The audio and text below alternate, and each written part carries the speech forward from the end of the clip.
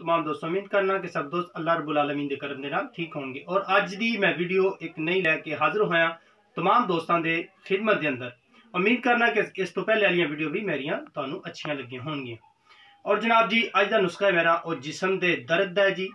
और जिस बंदे दे चोट वगैरह लग जाती है उसते दर्द के मुताबिक ये मैं वीडियो लैके आया। और अमूमन ये जो चोट वगैरह जिन्हें दोस्तों वगैरह लग जाती है उन्होंने वास्ते ये मेरी अज का नुस्खा है। और अज का मेरा नुस्खा बहुत ही कमाल का है जी। जनाब दोस्तों कि जिन्हें दोस्तों ने मेरा चैनल सबसक्राइब नहीं किया प्लीज़ मेरा चैनल सबसक्राइब करें। और अज मैं तुहानू दसांगा हल्दी के फायदे।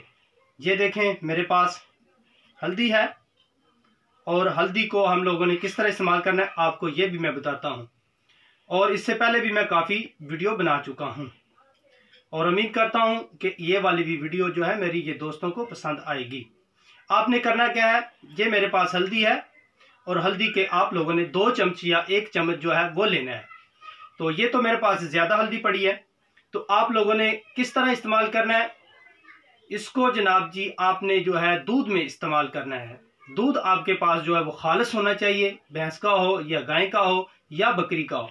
तो आप लोगों ने 1 गिलास दूध का लेना है नीम गर्म, और उसमें आपने ये 2 चम्मच जो है उस दूध में हल्दी के मिला देने हैं।